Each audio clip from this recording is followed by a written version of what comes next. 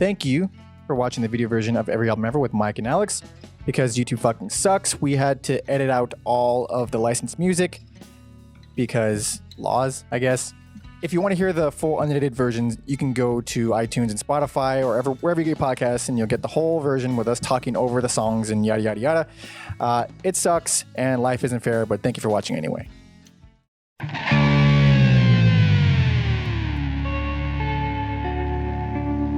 Welcome to Every Album Ever with Mike and Alex. My name is Michael Mansour. I'm joined, as always, by my lovely, wonderful, not sick at all co-host, Alexander Volts. Say hello. Just sleep deprived over here. Just sleep deprived. Just sleep deprived. So before we jump into anything at all, I already forgot what I was going to say. Were you going to do the plugs? Were you going to talk about the state you're in? It's okay. So first of all, I feel like shit. But first, before anything, good God, thank you for listening and watching. This is a little different. We mentioned last episode, which was a Christmas episode. Usually, this is the podcast where we listen to every single album ever, specifically by a different artist per episode. Except this is a little special. The little bonus episode is a 2019 wrap up because we're a music podcast, and I feel like it's kind of necessary to prove that we still listen to music that's being created now. Yes, very important. We're still hip. Still hip, yeah.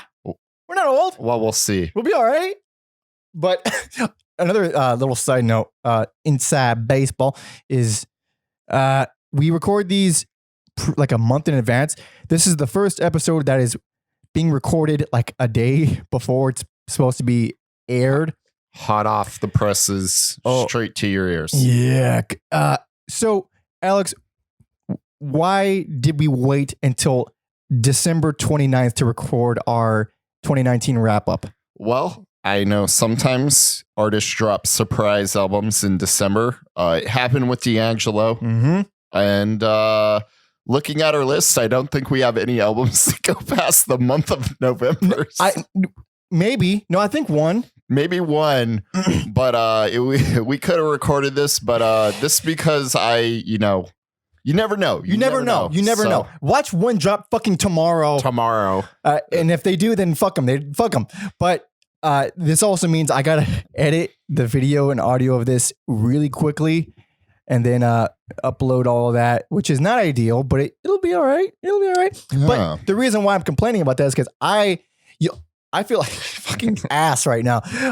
So because we record all these episodes in advance, next week's episode and then next week's episode, you'll hear us talk about how we're sick because we were sick. And right now is after those episodes. Like I just said, I somehow managed to get re-sick after that. I don't know why or how, but I'm exhausted. You get a flu shot this season? I never get a flu shot. That's where you ever.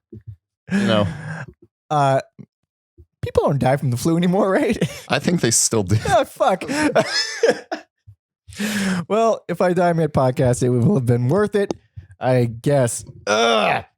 So, because this is a 2019 wrap-up, we're not going to do like a top 10 or top whatever. We're not going to rank them. I don't like rankings because I don't know how you feel about this, Alex, but I've never really liked rankings because I enjoy different things for different reasons. And I don't want to say this album is better than that one because I probably like them both for completely separate reasons. They affect me differently. I think music has a very wide array of emotions attached to it. I think that's fair. Also, I feel like lists piss people off. So I feel like we're pretty good at pissing people off regardless. We've got a lot of hate recently. So yeah, taking the number off it makes it a little less it's not law. We're just two guys with opinions who enjoy music. But I feel bad with this list. I don't feel like it's as comprehensive as it could have been. No list is, I don't think. Yeah. Unless you're really good at your job, which I'm not. I personally made the mistake of thinking I would have an attention span on an airplane, which I don't. I learned that about myself. So if I'm ever on a plane again, I'm just going to be like, I can't work on the podcast because I'm a fucking child. Well, yeah. Also, you're in a box with a bunch of strangers in the sky. Yeah. So I can't imagine that's I have no idea. I don't ride planes, man. I don't know what the fuck I'm talking about. I should shut up. I don't know what it does to my mind frame. It just kind of messes with me. But we did our best. We listened to a lot of albums. I especially listened to a lot of albums. For sure you did. I only did like 20 something. And most of them are artists that I never heard of. No knowledge of what, like, I would put on an album, have no idea what kind of genre they were. Yeah, a lot of new artists this year. I kind of made a list of like themes I felt like went through albums that I liked this year. Mm-hmm. One of them was Things Got Weird. Things got weird. Things always usually get weird. I heard a lot of genre bending or blending rather. I put Women This Dominated Music. For sure. 2019. Sure. It's yours, ladies. Take a bow. Mm-hmm, mm-hmm. I felt like Heavy Music kind of ties in to Going Weird. Yeah, a little bit. Like to me, it felt more like Heavy Music feels as expansive as it's ever been, as creative as it's ever been. It's doing things that I've always wanted to hear more. Yes, often, I believe. I felt like it was kind of an off year for hip hop, but that's all right. There's still some hip hop in here that we got. I got some, yeah. Not anything that made me feel like fuck. Right. Yeah. And then I felt like a lot of minimalism too. Yeah, for sure. Definitely. So I don't know if those are trends in music or this music that I was attracted to, but I kind of felt those themes. I did notice those too. And like I said, I went in completely random with whenever I would see something that had come out this year, like, oh, I guess I got to listen to that. And it didn't always work out. I don't think I hated very much that I heard. I at least liked like 99% of it. At least liked it. Yeah, I don't think I disliked any albums. The reason I feel like I have honorable mentions is things didn't make the cut, or I didn't have the time to write about them. Right. So I encourage our listeners when we get to that portion, like, please check out these honorable mentions because I don't think they're lesser albums. It's just I'm only one person. I can't. For sure. So the format that we're going for this episode, usually it's, album by album chronologically. This one, we are going to start out with our honorable mentions, all the ones that we probably liked, but just didn't get to spend enough time on. I know that's what you just said, and that's kind of the case for me too. And then we're going to go into Alex and I's personal album of the year. We got one album of the year, one that stood out amongst the rest. One that I know we say we don't like saying things are better, but there's always one that drives it on a little bit more than the rest. And that's the one. Well, I mean, it's a huge spoiler. If you're looking at the video, I'm wearing the fucking shirt of the album of the year. Whatever. If for audio listeners, it's probably a little bit more of a mystery. Who cares? Anyway, so we're going to go with our albums of the year. Then after that, we're going to go chronologically, the ones that we felt were the best. Well, we're going to do honorable mentions after. No, before. Oh, sorry. Yeah. My bad. Yeah. My bad. I'm a mess. All good. Before. So after, then we're going to go chronologically, the ones that we have are, wait, how many do you have for your best? My best? I think overall we're at like 20 total combined. Yeah, I got 9 best albums, 10 including my album of the year. I try to keep it even. I think we're at like 10 apiece then. Something like that. And then after we do our best albums, we're going to talk about our most standout moments from our actual podcast. So our biggest pleasant surprise from the music that we listen to for the show, and then our worst of the worst albums. The hardest thing we had to go through on this podcast. I think it's going to be a fun episode. It's like, actually laying it out like that, it sounds fun. I'm excited. I hope this episode is 6 hours long. It probably will be. Probably. If I don't die beforehand because I'm getting a little sweaty. All right. So I skipped all the plugs because it doesn't fucking matter. If you like us, you've listened to it this far, you know that if you want to suggest an artist, or if you hate us, which a lot of people already do, or you like us, send all that feedback to everyalbumever@gmail.com. Of course, like and subscribe, share. Sharing is the most important thing if you do like us because, I guess that's how things get spread or grow or whatever. And of course, be sure to check out the Spotify playlist that we've curated, full of songs from for this episode. It'll be our favorite songs of 2019. But we also have playlists associated with every single episode. So go back in the archives, check that all out. There'll be man, I'm already getting tired of talking. Links at everyalbumever.com, as well as in the description of wherever you're watching or listening. So all that. Okay, let's jump into it. Honorable mentions. You want to go first? I don't. Okay, yeah, I'll give you a break because I've got quite the list here. Please. So these are my honorable mentions. As I said, some of them this didn't make the cut, but I think they're worth your time anyways. And then some of them I just didn't have time to elaborate on. So let me hit you with some things you don't know that your boy listens to. Let me hit you with Lizzo. Truth Hurts. Hold on. What? I think it's a great album. Like, all right. I wasn't expecting to talk about it. Fella right there. But yeah, I think she has a good voice. Let me hit you with some Billie Eilish. Some Billie Eilish. When we all fall asleep, where do we go? Again, I think she's the right kind of weird. There's a lot of hate towards her, but who doesn't have hate if you're popular? For a pop musician, I think she's really cool. I think people can be listening to worse things. I think she's a positive in the pop world. Fair enough. Jenny Havel, The Practice of Love, great album. Ari Lennox, Shea Butter Baby. I think that may be my favorite album title. That's not bad. Personal favorite of mine, he puts out like 12 albums a year, so I just can't. Cool Keith, Computer Technology. Cool Keith. Nice. Absolute crazy person. Yep. Baby Metal, Metal Galaxy. Baby Metal. Jesus didn't Christ. make the cut. I love me some Baby Metal. Quite the show. This didn't make the cut. Slipknot, We Are Not Your Kind. Again, probably weren't expecting that from me.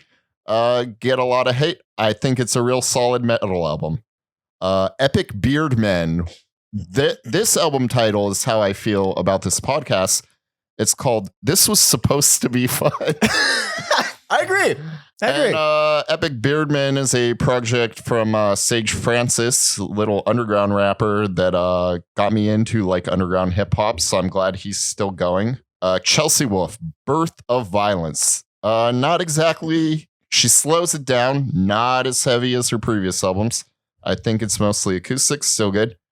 Torch, Admission.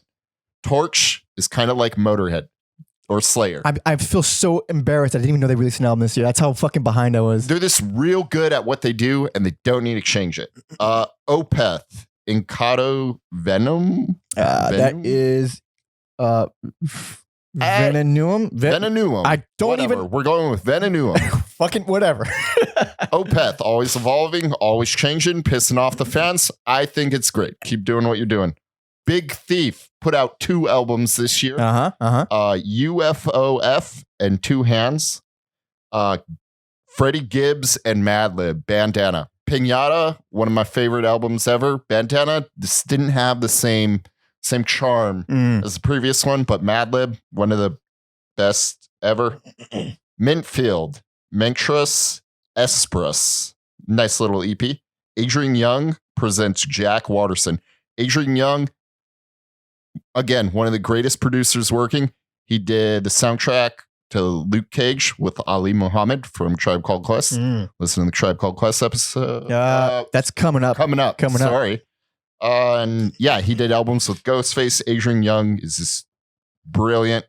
And then Slow Tie. Nothing great about Britain. Just a UK rapper. So if you like the Dizzy Rascals, the real harsh British accent rapping. Who doesn't? I know I do. Slow Tie is, and it's spelled THAI. Oh, all right. Like the people. Yes. All right. So great. Yeah. That's a great album that I just didn't have time to. That is quite an honorable mentions list. But I'm going to tell you right now, mine is a lot smaller. Yeah. Well, you needed a break from talking. I did. Thank you. So my honorable mentions are ones that I enjoyed, but I didn't feel compelled to keep going back to them. Like I said, pretty much nothing that I listened to I disliked. So, and this is no particular order because I just listed them in the order in which I heard them. Atmosphere, Whenever. That came out pretty recent. That came out like a few days ago. When did that come out? You let me know that he had the new album. Yeah, I got reminded of that like December 20th or something. I haven't been on the Atmosphere train in a few albums because I just they all blended into me. I miss the classic, his classic style where he was faster, he was meaner, he was madder. But I did love the family sign in 2011. I think it's the family sign. The one with the baby hand on the cover. I fucking love that album. I need to check that out because it's been a while since I listened to some Atmosphere. So I haven't really been into them since then. But this album, I did enjoy it a hell of a lot more than the past few. So that's my little honorable mention for that one. What else? There's a few that I really think are on your actual top. So I'm gonna hold off. Yeah. But man, there's a lot.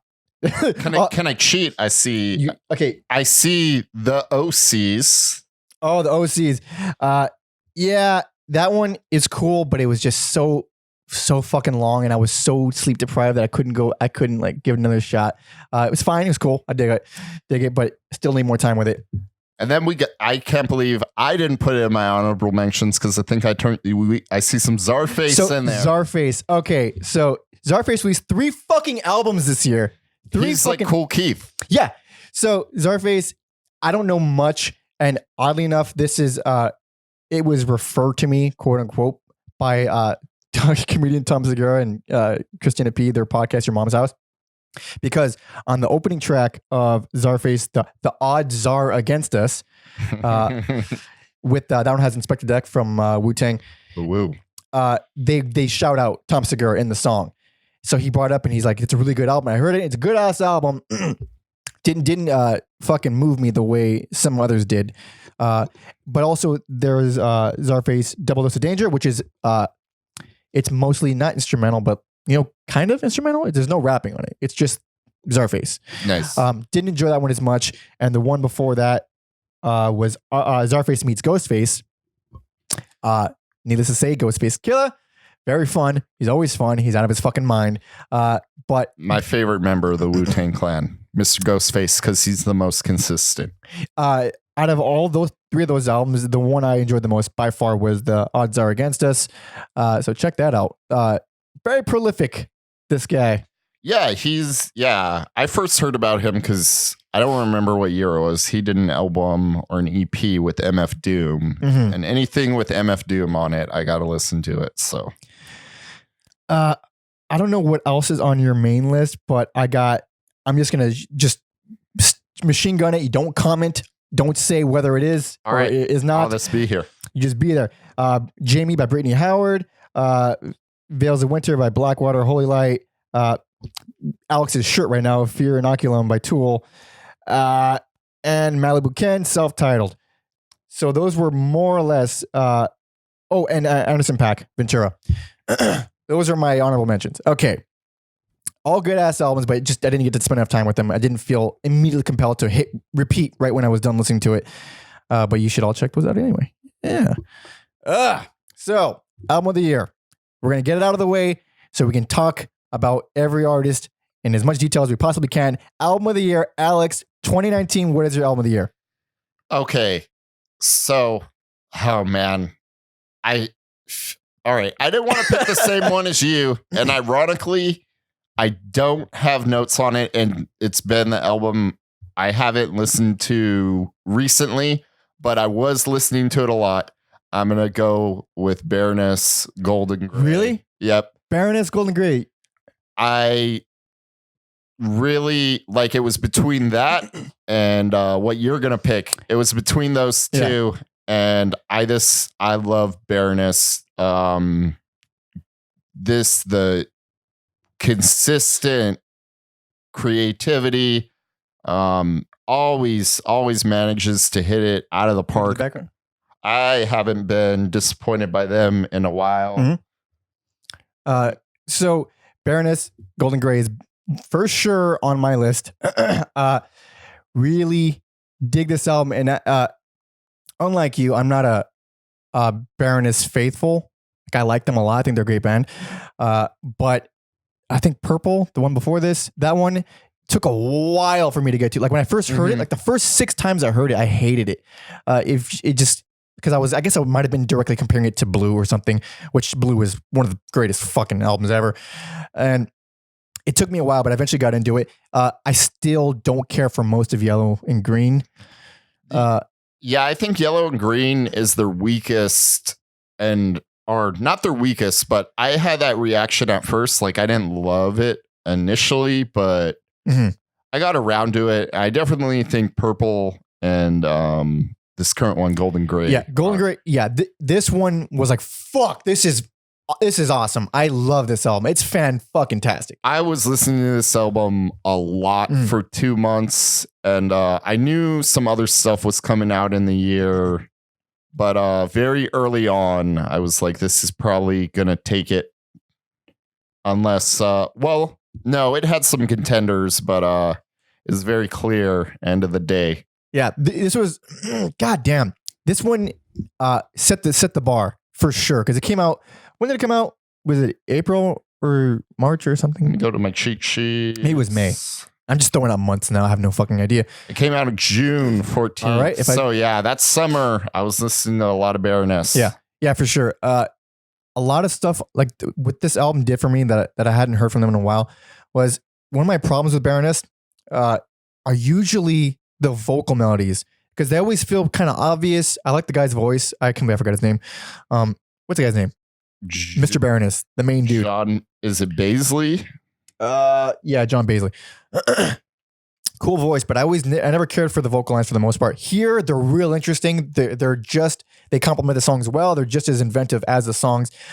Certain, like, I think it's in the middle, and it's also at the very, very end of Tourniquet. This drum beat. Oh my God. I am obsessed with this drum beat. For having a revolving door of drummers, I don't know how long the current one's been there, but man, Baroness gets the best drum beats. For sure. That beat, man, I remember when I first heard it, I was like, that's really interesting. That's a very interesting beat. And then I kept listening to the album, and I kept trying to figure out the beat in my head or in my car. Like I'm always tapping on shit. I know everybody because I'm always tapping.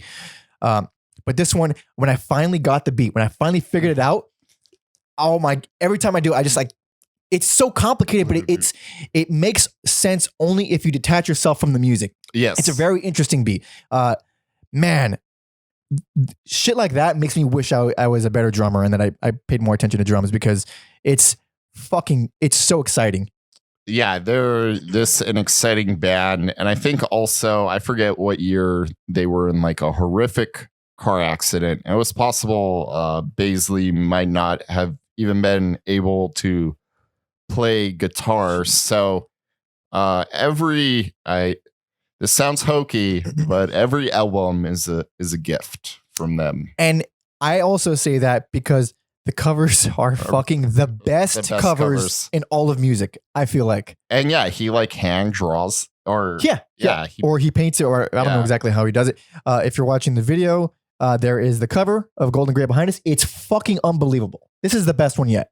I think that's like the full, like he didn't even draw it in a format to fit on a vinyl or CD, he like drew the aspect ratio is or the dimensions rather. Yeah, he drew it in dimensions. It's not even fit for albums. So, no, it's like a poster dimension. So it would look great as a fucking poster, but it's so damn beautiful. I wish you didn't bring it up. I forget we have to talk. Yeah, because that's like my favorite kind of art. I get for people who know me.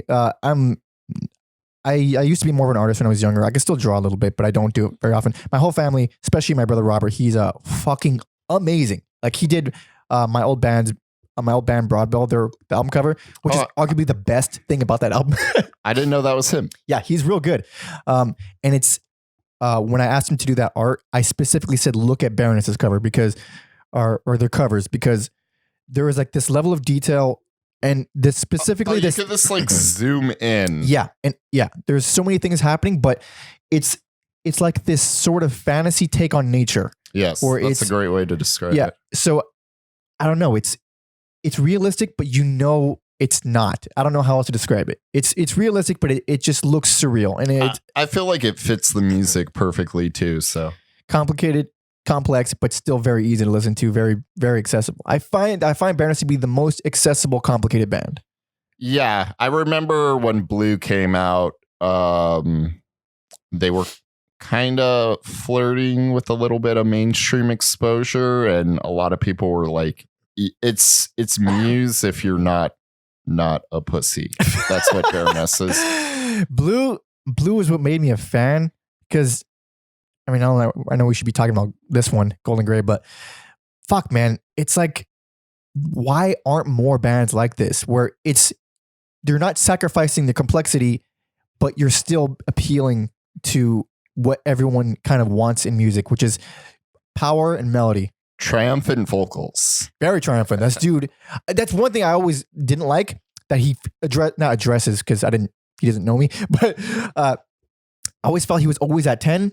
Oh yeah. He's just always yelling. But on this album, Golden Grey, he tones it down. It sounds fucking awesome. His regular singing voice is beautiful. The only way these vocals could get more triumphant is if they bought the singer of Torch on and like did a song with him on vocals as well. Man, and it's gold too, so you know it's triumphant as fuck. God damn it. This is a good fucking album. Listen to this album. Oh, god damn. So that's your album of the year. It's a fine pick. This was mine for a long time until we're on to mine. Shocking for anybody who's watching the video. As Alex pulls it up on the screen behind us. Caligula by Lingua Ignota. No fucking contest. No fucking. I'm wearing the shirt. Obviously, I love this. Man. This man. Jesus Christ, this man. I showed it to him. Yeah. And he's like, album of the. I'm like, really? You know, Tool has an album coming out. Don't give a fuck. Yeah. He's like, no, nothing is going. And I went past album and I said, this is not fucking album. This is album of the decade. This is one of my favorite albums of all time. This is one of the best albums ever fucking written. There is no hyperbole when I say this, because of how much this album fucked me up in ways that I obviously wasn't expecting it, but ways that I didn't realize I was lacking, or ways that I didn't realize that I needed. So, I'm going to give you a little glimpse into my first listen of this fucking album. So it was like in the morning, I was going out to my shitty job with a guy who I hated, and Alex had recommended this. He said, don't be fooled by the album cover. It looks like, she looks like a gangster rapper, honestly. Yeah. But he's like, just listen to it. It's like the music equivalent of a horror movie. And I was like, all right. I had just seen Midsummer, and I'm like, holy shit. This is the music equivalent of Midsummer. Like, they're like one in the same almost. So I haven't seen Midsummer, but I'm a fan of horror, and I'm also a fan of Hereditary, which is the same director. We're getting all off topic, but it doesn't matter. So that's all I know going into it. I have no idea what I'm expecting. I kind of don't care. I'm just putting it on to like, fuck it. I said I'll listen to it. I'll give it a shot. Pass the time. Pass the time. I put it on, and it has like, one of those build-up kind of intros before the song starts. Within maybe 2 seconds, I was like, oh, fuck. All I heard was the build-up, and I knew I was in for some shit. And it's like, I can't say that about many albums or any album that comes to mind, because no music started yet. Mm-hmm. All I've heard was these reverberations, essentially. And I said, what the fuck is this? And I immediately felt moved, had no idea what the rest of the album was going to sound like. And then it started. I'm like, okay, all right, okay. And during my first listen, I had to like eventually go to work, so I had to interrupt it. I was fucking angry that I had to interrupt the album. I was actually pissed off. And when I finally heard the whole thing, so I'm jumping all over the place. The main thing about this first listen that was so impactful is that it brought me to tears. And the thing is, it still does. No albums make me cry. I cry all the fucking time at shows. I'm a big old fucking baby. I cry all the time at shows. Albums don't make me cry because I don't know, fucking they just don't do it. Yeah. But this one, it definitely did. And I was like, holy shit, what's happening? Because for anybody who knows Lingua Ignota, like lyrically, they're pretty fucking heavy. It deals with a lot of themes of abuse, a lot of her personal history. It's fucking dark. It's very. She's not a fan of metaphors. No. However, I didn't know that going in, so no. I'm hearing the lyrics. I'm not associating them with any kind of real events or actual horror. All I'm hearing is the music. The music is what made me cry with no context. With no lyrics. Context. That's why this album fucked me up so much. This is why I'm such a huge fan and why I admire her so much. It was the sounds, not the content. And when sounds can make you fucking cry just because of the way they sound, I cherish that shit. Yeah, I like. Sorry, I'm getting fucking hot. Go on. I listened to it and I knew it was special, but I wasn't paying attention to the lyrics. And then me and Mike were hanging out and he was talking about it. I was like, fuck. And then I went and did some research on her. I was just like, holy, like it all kind of makes sense and makes it even crazier and more brutal and more beautiful. And yeah, she's classically trained pianist, vocalist, and all these songs are about physically, mental abuse. And it's not for the weak of heart. Nope. And yeah, she is just earlier when I was talking about, women just dominated this year. Like she's queen. Yeah. Yeah. I was going to say that she's my queen. I'll murder you. She's no one's queen. All right. She's her own person. Goddamn. We can all bend the knee. Yeah, for sure. But yeah, she is just so talented and raw, and I don't know how her brain works, but it's amazing. Man. So when I first heard this, I went to Alex and I said, hey buddy, you just recommended an album that changed my fucking life. I don't know how you feel about that. But then I started gushing about it to anyone that would fucking listen. Anyone that would listen, I say, you guys don't understand. When I recommend an album, it's usually like, hey, you might like this. But this is like, if you don't like this, something's wrong with you. We can't be friends. Can't be friends. And I don't judge a person's taste in music as a judge of character, typically don't. However, if you don't appreciate what's happening here, you just don't like art, maybe. Like I immediately lose respect because of how intense this is. So one of my best friends, actually two of my best friends, I told them both about it. And one of them, he's like, you know what? I'll give it a shot. I'm gonna give it a listen on my way to fucking wherever, school, work. I don't remember which. And throughout his listening, he was like texting us saying, fuck, dude, fuck. And he's not a guy who listens to this kind of music typically. And it got to the point where he sent a video of his face with one of her songs playing, and he looked like he was going to start crying. And I kept that video and I just sent it whenever, because he had the same response that I did, which was anger whenever he had to interrupt the album. Because it's also why I'm really glad that we're not playing snippets of this album, because I don't think any snippet will do it justice. Yeah, a minute clip can't really explain what's going on here. Fuck no, because this album, it captures everything I love about music. When I was listening to it for the 500th time or whatever, it felt, or it sounds rather, like the evolution of music, where it encompasses so many different things. It encompasses as early as medieval music with the choral things that she does with the million vocal overdubs that do all kinds of crazy shit. And then it goes into black metal territory where it's just brutal punishing. No signs of light, where you think it's just the darkest, most evil thing ever. And then it goes into this choral thing where it's just gorgeous. And it's the most light thing ever. The amount of moods that it tackles, there's no itch that won't be scratched with this.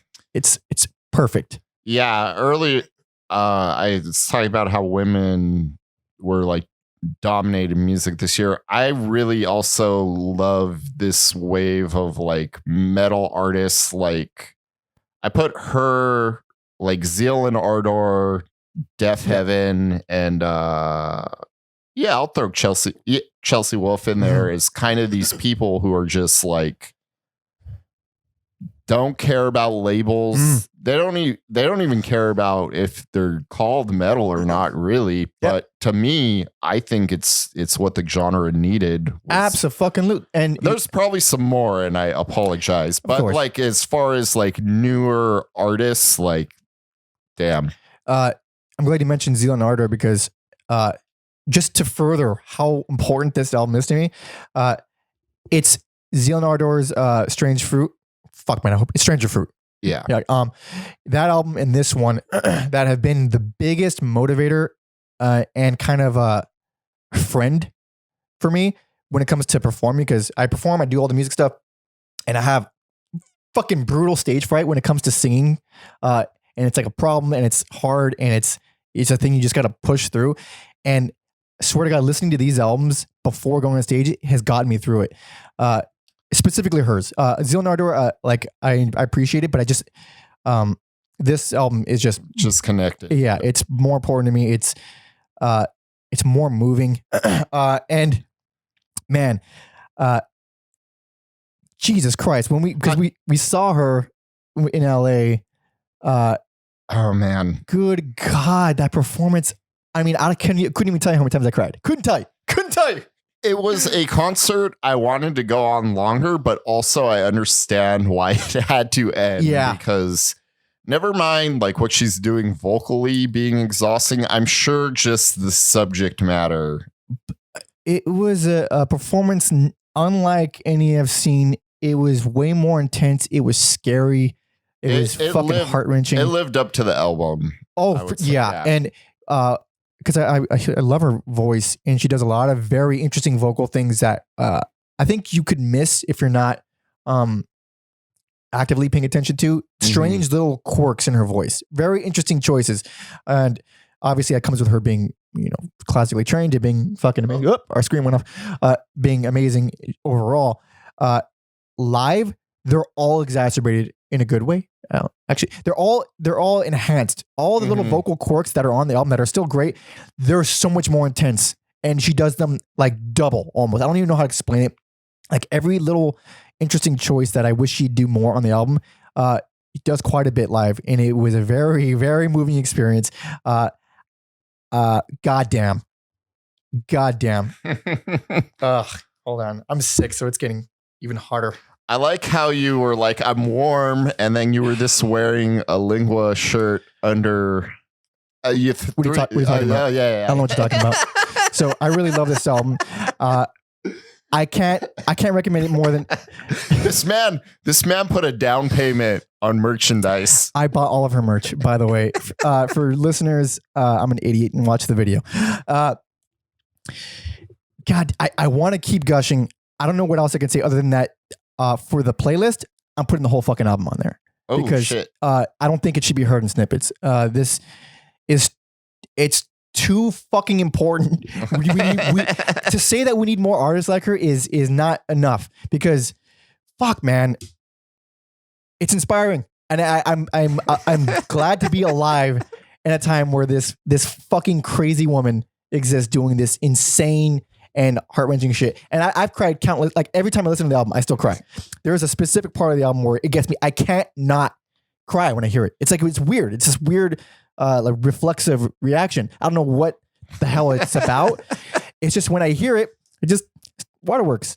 To put a bow on it, I will say, I see people complaining about, there's no good music. Like, look, I understand how you can feel that way. Especially if you're not actively seeking it out. I feel like I go in droughts too. Like, there's like nothing new to listen to, but not just her, but the artists we're talking about, it's out there. Like the truth is out there. You just gotta, just let people show you shit. Listen to a thing you might not have thought about. Give everything a shot. Give everything a shot. Give it a go. So. It might fucking wreck your life and make you cry in a good way. I am a better person because of this album. I firmly believe that, and I'm never going to stop listening to it or this fine young lady. All right. So now for the rest of the albums, which are all still good. All right. You're all still good. but in no particular order because we're just going chronologically. The dates they came out. Okay, so where are we first on the list? So we're gonna wind it back almost a year. One of my picks, Malibu Ken. Okay, so earlier I was talking about Sage Francis kind of introducing me to underground hip hop. Aesop Rock was another one of those guys. Mike was saying his voice reminds him of dudes he went to high school with. His voice is so weird and wholly unique to me that I don't think he sounds like anyone. He sounds like Aesop Rock, not Rocky. Don't be confused. So yeah, he was one of those guys. And at first I wasn't even sure I liked him. I was like, what the fuck why would you rap like that? Why do you sound like that? That's weird. And then I learned to like the weirdness of his voice. And so this is his latest album, Malibu Ken, that he did with a guy named Tobacco, who's also in the band Black Moth Super Rainbow. And Black Moth opened up for Aesop Rock back in 2007. And they've wanted to do an album ever since then. So fast forward 12 years later, they finally did it. It's been around for a while. I'm glad he's aging gracefully. Another weird collaboration he did an album with the Moldy Peaches singer. And that's a real, even weirder album. So what's good? This was on my honorable mentions that I didn't mention because I knew it'd be on your list. I enjoy because all the music for this, because I listen to hip hop for music. It's hard for me to really get into lyrics for the most part. And he's so good with lyrics. I don't doubt that. And that's why it bothers me because he does the same thing to me, or it reminds me of a lot of MF Doom. I know you're a big MF Doom fan. Yeah. I'm not. And it's purely for rhythmic purposes. I think he does it a little more effortlessly. Like, I think once you get past his voice, if it's a hurdle for you, I think not you personally, just people in general. Right. I think he's a little more accessible than MF Doom is. You know, I probably, based on the bits that I've heard, I would agree with that. Because what they do, and a lot of rappers do this, a lot of good rappers do this, it's not sticking to strict rhythmic rules, I guess. So no, he gives himself a few lanes to jump in and he'll do it. Yeah. And so it's not, so my example for the opposite of this, where it's a bunch of words on perfect time all the time, Busta Rhymes. He says all the words and they're perfectly on time. It's like a song. It's a song. It's essentially, so it's exactly where they're like a drum. The notes are, the words are rather are exactly where they need to be within, if there's a metronome, it's within each beat. With rappers like this, say there's two beats, one here and one here. In between, they fit all kinds of shit. It's still within the beat. It's still on time, but it doesn't make sense music or rhythmically. So it sounds like they're just talking. And that's fine, but not for me. It makes me just wish it was precise because I have a fucking OCD brain. That's why musically I like this album a lot, and rhythmically and lyrically I'm pretty sure it's fine, or I would enjoy it if I bothered. He's like to me, he's one of the most like clever rappers, really, with the wordplay and even song subjects. He's real clever. I haven't done like a deep dive lyrically. I'm sure there's some stuff there. But on Tobacco's end, I saw him open up for Fanagram once, but I had a fucking headache. I was like, I don't care, and that's a stupid name. Why would you call yourself Tobacco? But his beats are this fucking sound like they're crafted for the video game Hotline Miami. Yeah, absolutely. Perfectly at home, and this dirty, gritty synth rock kind of stuff. I don't know what it's called exactly. Yeah, it's like I don't know what it's called either, but yeah, it's just this futuristic, dirty sounding music. And like I said, I'm glad in his older age, I'm not quite sure how old he is, but I'm glad Aesop is aging gracefully as an artist, because he's someone who kind of changed the way I looked at music. Right, for sure. Where are we next? Next came out in March 15th. This is Karen O and Danger Mouse. So I did like this album a lot, but it didn't make my final list, but I did dig it. If we did do rankings and numbers, I think this would be pretty high up for me. I love Danger Mouse's production. I think I was talking about Adrian Young earlier. I think Adrian Young is going to be like in a few years what Danger Mouse is now. Mm-hmm. Like they're both so versatile and can do anything, and they do random collabs. We're talking about MF Doom a lot on this episode. Yeah. I don't know if people remember how Danger Mouse kind of came up, but he had remixed Jay-Z's Black album, took the acapella vocals and mixed it with the Beatles, the White Album. And every sound you heard was from the White Album. He didn't add any of his own stuff. And that's how I got into Danger Mouse, because I can't believe I forgot that was the Grey Album, right? The Grey Album, yeah. It's so good. It's crazy, and then from there he just went up and up. And Gnarls Barkley, and he's just so versatile with the artists he can work with. I wrote this is like a funky Western disco. Talking about genre blending, Jesus. Yeah, because he did like a West Spaghetti Western album titled Rome, and there's a few tracks on here like Redeemer and Revere's that would fit great with that Rome album. But yeah, I just love the smoky, dreamy soundscapes. You get some hints of the band Air in there, and it's just one of the best produced albums of the year. And Karen O's voice is always great.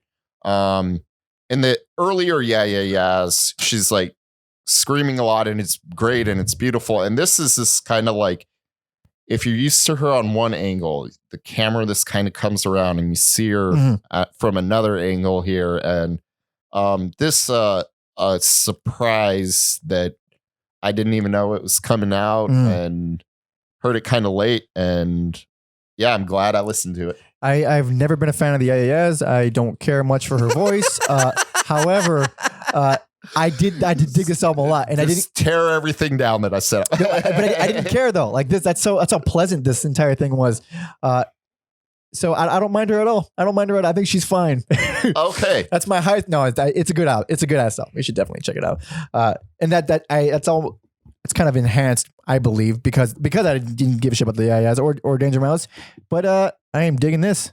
Yeah, I was a fan of both, so I didn't think it was gonna suck. But when something kind of, you're like, I knew that was gonna be good, but not that good. Right. That's the camp I fall into with this album. That's how I was with Baroness. Oh yeah, it's like that one kind of surpassed all my expectations. But anyway, next year. I'm in the habit of talking about of like albums that we usually do. So what's the date for this one? I thought you were in charge of this album. So this dropped on April 5th. April 5th. This is Thalassa, I believe it's pronounced, by Joanna Gika. And here we go. All right. This was one of my picks. Listen to that. Yeah, she opened for Lingua. When we saw them, yeah. Yeah. It was good, but I think I was just so excited. It's really unfair to compare the two. No, to bill anybody in the same show as Lingua Ignota, because she's gonna fucking destroy anyone else who's there. And Joanna opened that night, and it was very fucking cool. However, you gotta back me up on this one, Alex. That strobe light was fucking disorienting. Oh yeah, I was covering my eyes for a lot of this show. They have on stage with them this fucking really old school strobe lights, just the white flashing 7 million times and per second. And we're up in front. Right in the front. It was disorienting, and it hurt my head and my eyes. But good ass songs, very dreamy, very pretty. A lot of it reminds me of like, fuck man, my brother made a good comparison to some artist from the 90s. Is it Sinead O'Connor? No, but in the same vein kind of thing. Nothing comes Compass. Oh God. Where's the photo of the Pope so I can? Nah, that's stupid. It's not the most revolutionary thing. I've definitely heard stuff like it, but it's still very fucking cool, and I kept wanting to go back to it. Sometimes it's just got to be real fucking solid. I got a few of those albums coming out. Yeah, for sure. So this wasn't like a genre blending thing like we've heard a lot this year, but God damn, did I like it. And I wasn't like blown away by the performance. That was really good.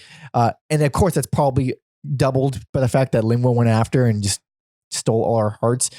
But I think the way this album is produced helps these songs a lot more than the live performance did. Because you could tell they're limited more because it's such a spacey, dreamy, electronic, overdub heavy type thing. Mm-hmm. You can only do so much. Like on stage was only Joanna and a guy. I'm sure he has a name. I feel really bad I didn't look it up, but he was doing all the keyboards and the bass and guitar.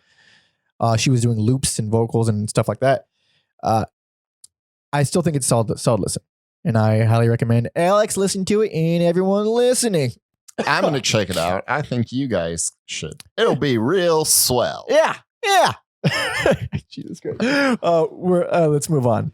So now this album came out April 12th. This is Anderson .Paak Ventura. Such clean production, like those wild ass drums. So this is kind of like Baroness, where I haven't listened to it recently, but when it came out, man, there were points where I was like, don't put on that fucking album. You've listened to that album enough. You don't need to. I put it on anyways. Yeah. And yeah, that song I just played, Reaching Too Much, I would just get it stuck in my fucking head. And like, it's still fucking good. The opening track, Come Home, fucking another killer Andre 3000 verse on there. Andre 3000's fucking insane every time. This motherfucker got Smokey Robinson on the album. That's right. Yeah, this is a great, smooth, fun, funky summertime album. That's just great if you're rolling down the 2 highway in California. Maybe you're driving past Ventura. Maybe. It's the perfect vibe. You got songs like Good Heels and Chosen One, which if those songs come on, someone's getting pregnant. Like, there's no way if ladies don't let you get them pregnant to those songs, something's wrong. Yeah, or maybe something's wrong with your sperm count. Or that. I listened to this one and I had no idea. It was one of those ones I just went in completely blind. Yeah. I don't even listen to R&B or anything remotely close to it, and this is fucking solid. Well, to me, I'm sure someone can debate otherwise. I'm probably the least qualified to talk about it. Like, I think there's a difference between R&B and funk and soul. Like, this falls into the funk and soul probably camp, yeah, for me. Yeah. And then I believe it's the closing track, Twilight, which was produced by Pharrell. Fucking crazy too. This madness going on in these smooth, fun summer jams. This was one of my honorable mentions because it's such a style that I don't listen to. I don't have anything against it. I've never feel drawn to it. And this was like, fuck, man, these are all good. These are all good. I don't care for this kind of music even at all, but these are all fucking good. He's the master of funky. Very R&B. funky. Yeah. But it's way smoother, less annoying because a lot of funk typically annoys me after a while. This is not annoying. No. There's a reason you see this guy featured on so many albums. It's because he's fucking talented. No fucking kidding. So moving on. Having said that, all right, I guess I'll go my pick next because we got 2 albums that came out on the same day. But mine's a nice little EP by Rico Nasty and Kenny Beats off Anger Management. Anger Management's aptly titled for this nice little EP. Nice is a interesting way to put it. That is fucking crazy. Later in that song, like, I instantly loved how like angry and abrasive it was. And like, if you're watching the video, if you can't tell, She has a fucking screaming face on her forehead that also looks like a vagina at the same time. That's perfect. Sure does. She has another like mixtape called something, The Tales of Taco Bella. Like, and then if that wasn't enough on that song later on, she goes like, Scotty, I roll up with 2 hotties. I'm like, that's it. We're done here. Oh, Jesus. You're the best, Rico. I like that she doesn't rap like other female rappers, because I feel like sometimes female rappers, they kind of get too insidious, not to anyone's fault of their own, but like, so we had like the Nicki Minaj wave where you'll have someone like Iggy Azalea, who, I mean, she raps like Nicki Minaj. And now you have a lot of ladies rapping like Cardi B, because Cardi B's on top. Rico Nasty, this her own thing, just fucking kind of high pitch, like raspy. Yeah, very screamy. I love her voice. I showed it to my cousin and his girlfriend, and for some reason he thought it sounded like Limp Bizkit. What? And then I kind of had to search my soul. I'm like, no. Hold on. Do I just miss Limp Bizkit? Is that what this really is? No one misses Limp Bizkit. She has a song called Big Titties, straight banger, that song. All right. I can get behind that. Yeah, big titties. Who can't get behind big titties? There's a song called Mood, which kind of has like an industrial vibe to it. But there is this like male rapper on there who has like one of the worst cases of like mush mouth mumble rap I've heard. But out of that, it's 18 minutes. If you're like me and you enjoy angry, raunchy hip hop, she won't let you down. Very nice. Very nice. Another queen. I'm gonna go check that one out. I'm a little nervous because that sounds very scary. It can be. It can be. I dig it. And yeah, I think 18 minutes is like perfect for how angry it is. Watch me come back and like, Alex has changed my life. I cried. Fucking Rico Nest. Taco Bella herself. Where are we at next? So you got a pick coming out. Okay, so this is, well, man, I don't even know who the fuck these people are, but I liked it. This is Marissa Nadler and Steven Brodsky. This is Drone Flower. Less moody as it goes on. There's a lot of crazy instrumentation. And by crazy, I just mean, strings and guitars. But I don't know who the fuck these people are. Okay, so is it Steven Brodsky? He's in Mutoid Man. Oh, really? Yeah. They're like the crazy, complicated, mathy, fucking all over the place. Yep. Whoa. Yep. No, he's one of the most versatile musicians we'll talk about. If you've ever seen 2 Minutes to Late Night on YouTube, which is a heavy metal parody show, late night shows, they'll cover crazy songs.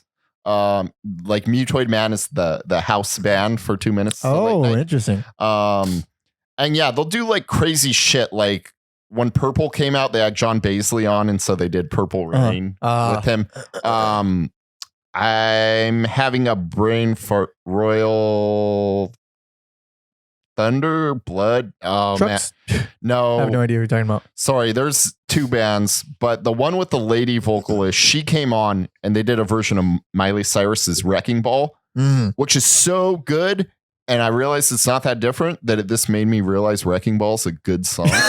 Wow, that's enlightening. But that's what that dude's doing. Yeah. So this is real mellow, real pretty.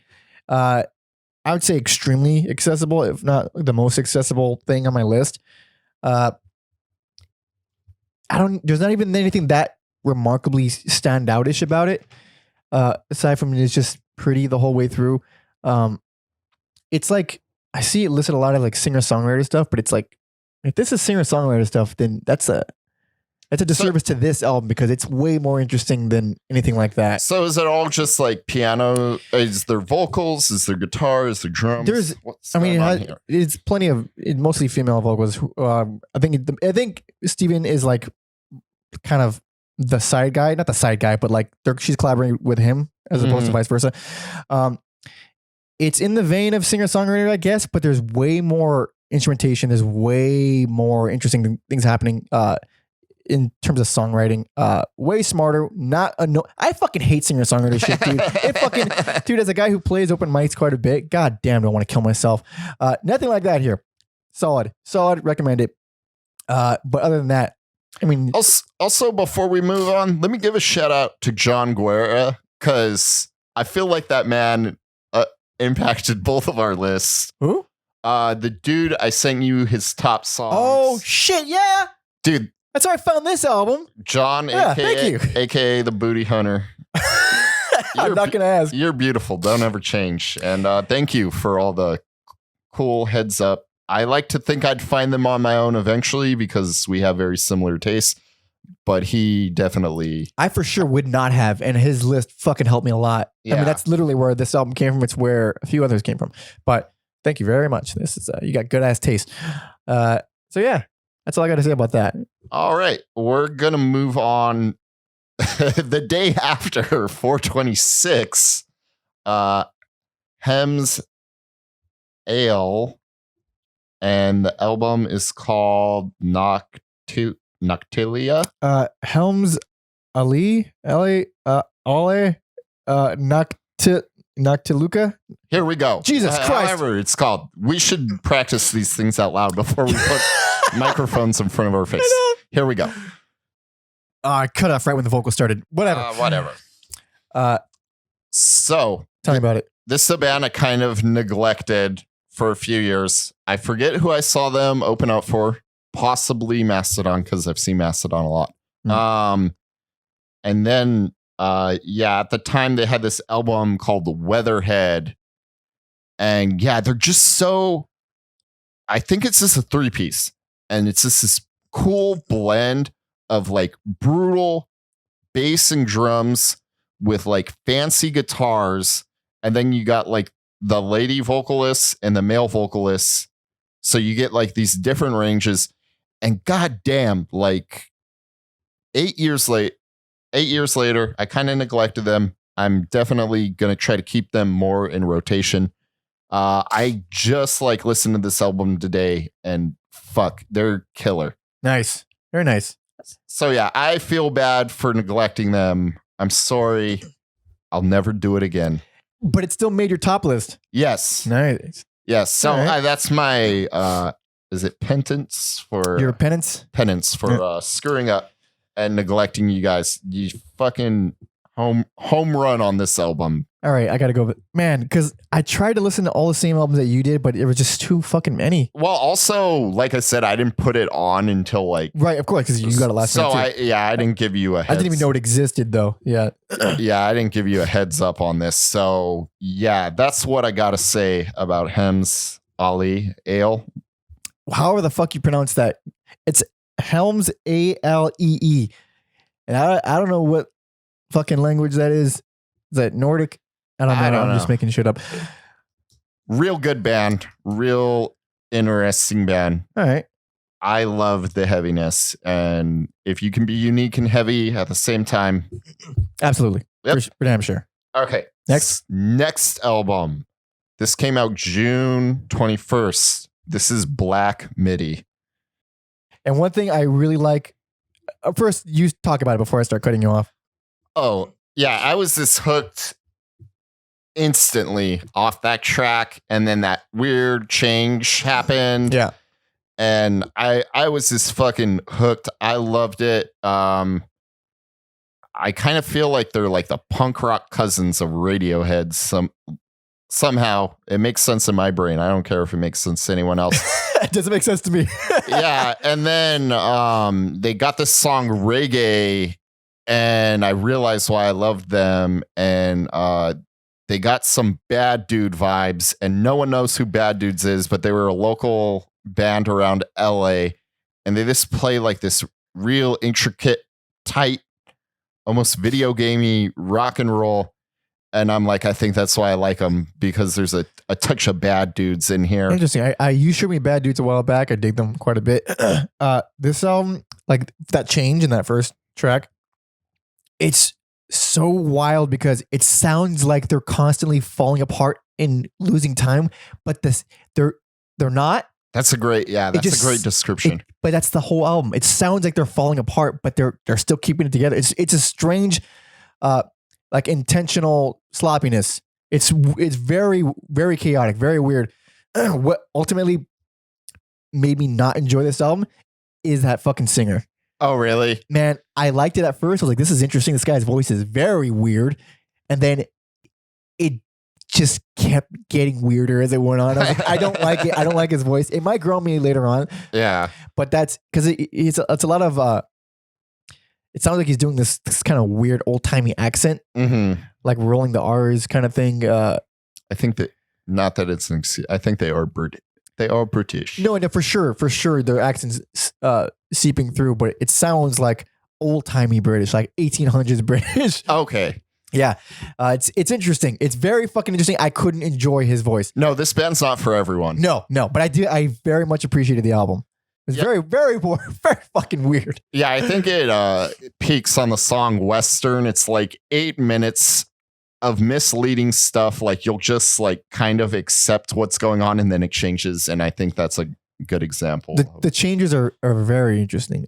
I love shit like that where you think, because that whole intro is like super repetitive and you think, like, okay, I get what this band's about. And then bam. And then a lot of times this album, they go real quiet. Those are the parts that fucking got me real good. Oh, they're very satisfying quiet. Real good at loud, quiet, stop starts. They're fucking killer at it. And yeah, just a nice short little little synopsis. No, it's not a synopsis. It's not a story. Whatever. It's all good. It's a good fucking album. Give it a shot. Black MIDI. If you're a weirdo, check it out. But if the vocals get on your nerves from the first track, they're not going to get better. I'm telling you that right now. We mistakenly skipped over one pick, so we're going to go back in time to May 10th. This is Big Braves, A Gaze Among Them. This is one of my picks. Man, this album scratches a real big itch of mine. Especially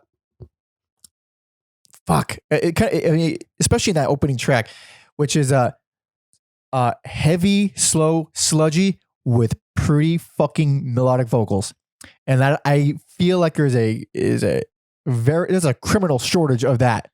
I think I wrote down, are they adjectives? What that you used to describe? Yeah, I believe so. Yeah. I think I wrote down all those adjectives. It's awesome. Yeah, like in my heart of hearts, I'm a sludge metal. Like if I could only listen to one genre. Really? It'd be sludge? I don't know. Really? I don't know why. It just feels right. And it's a weird thing to be into because like no one, like in school, no one's really into it. It's something I got into after.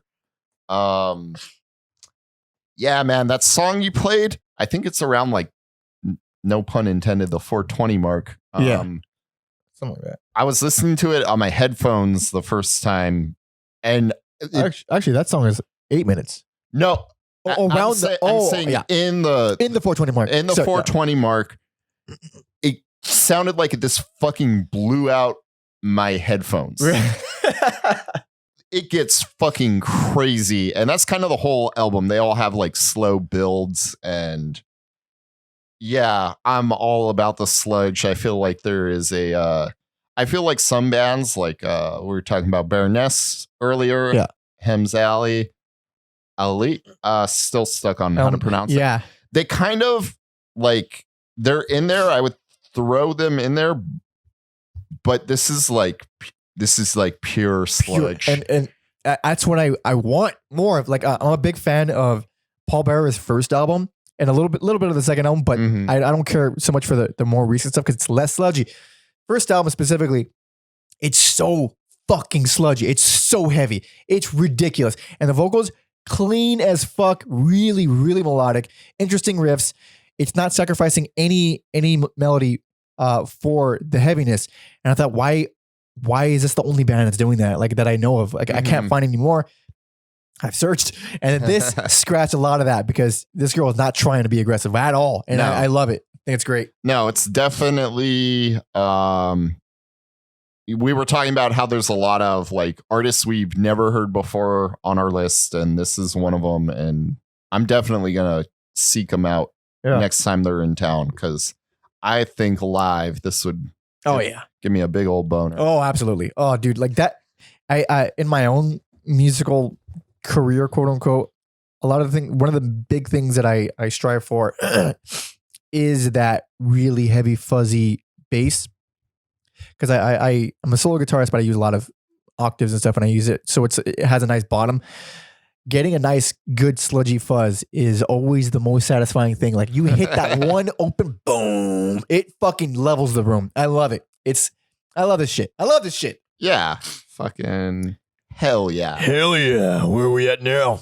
Now, this would probably be one of my picks too, but it fell into I just didn't have enough time to write about them.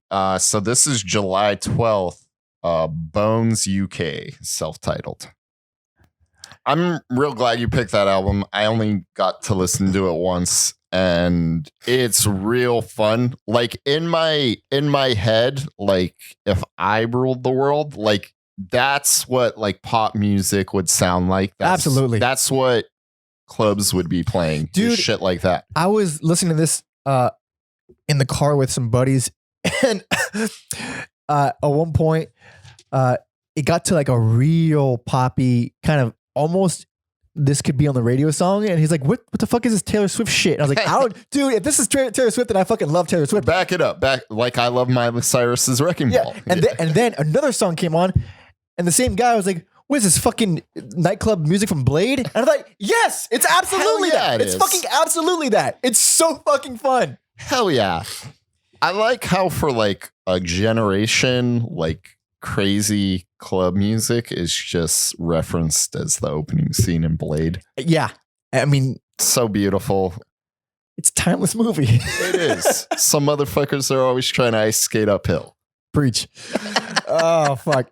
This is one where when I first popped it in, not that I popped it in anything because we don't listen to CDs anymore. I thought, yeah, this is definitely my alley. I fucking love this. And then I got to the more, fucking 90s sounding shit. Awesome. We still have the past album on the screen. My bad. There's two very scary looking ladies behind us. I think that's a dude. That's fucking more funny because I guess I'd bang a dude then because what was I saying? Oh yeah, so it gets to like some of the more like 90s sounding poppy stuff. I'm like, this is fucking weird, and I don't particularly like this, but I just kept feeling compelled to listen to the album again every time it ended. So I was like, I guess it's doing something for me. Yeah, I got it in the once, and I was like, I need to listen to this again. It's definitely something I'm going to come back to. So I'm glad you picked it because I feel like it deserves to be talked about. Yeah, it's an very interesting album. If you at all dig dancing with vampires in a nightclub, for sure this album. Or if you listen to Nine Inch Nails and you're like, I wish that was a little more poppy. So much Nine Inch Nails I got from this, which they're kind of like the standard in industrial music. I feel like. Yeah, probably because I'm not even familiar with that much Nine Inch Nails. Just like the important stuff, the hits, or the entire Downward Spiral album because it's fucking incredible. But a lot of this album did feel like, oh, this sounds a lot like this. This sounds a lot like this. It wasn't so much reinventing anything, or it didn't feel like nothing felt like something I hadn't heard before. It's just all shit that I just like. Yeah, real good at doing that. What do we got next? Next is another Mike pick. This July 22nd, Buildings, Negative Sound. Fucking bass is so satisfying. Solid motherfuckers. Hell yeah. Who the hell are these guys? I don't know who the hell they are. I don't know who they are either. It's your pick. You sent me the album though. Okay, so it wasn't on John's. How the fuck did... I don't know where you found it, but I'm glad because this is a great ass album. Some sort of anomaly where I ran across this album. There's a band called Whores. Okay. And they put out their top 10, and this was on there. Okay. And yeah, I like, they're real sludgy. Okay. This is not sludgy. This is way punkier. This is but yeah, the guys in Whores have good taste in music. So that's right. That's where I heard it, and then something about it, I'm like, this is right up Mike's alley. It really is because, man, it starts off and it's like, oh, this is super like late hardcore punk era type vocals, and it's like, all right, I've heard stuff like this, it's okay. And then as soon as that bass kicks in and those drums, oh fuck, it's like everything I love about noise rock all encompassed into one song. This album is great. I love it. Yeah. Again, I only listened to it the once, but I'm glad you picked it. Yeah, I'm going back to these guys quite a bit. Is this the only album?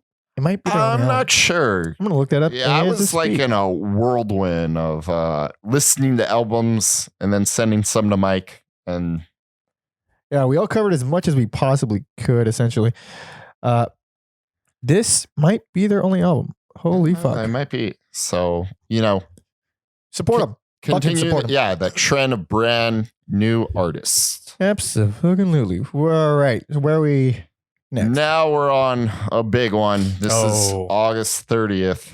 Tool, Fear Inoculum. We all I'm pretty sure everyone knows a little bit what Tool sounds like. That was very much Tool. So you're a longtime Tool fan. Yes. How did you feel about this? It's not my favorite.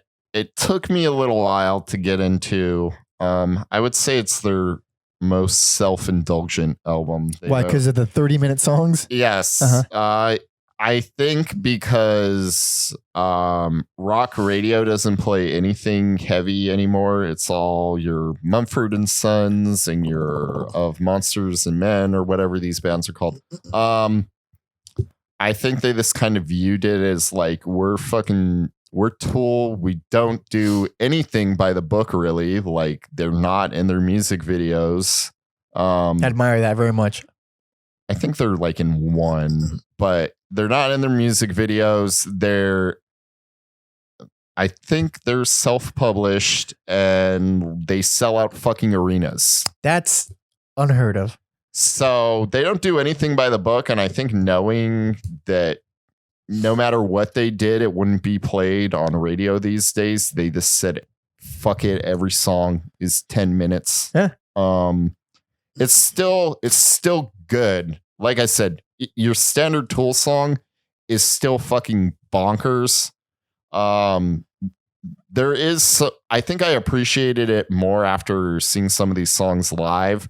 Like, there's that song Invincible around the 7-minute mark. It sounds like a guitar solo, but it's fucking bass solo. Very cool. There's Chocolate Chip Trip, which we've talked about this before, where it's basically a drum solo, but it's very listenable. Usually drum solos are this cacophony of messes. It's musical. It's not just drums either. It's got a lot of effects on there. It's got a lot of interesting.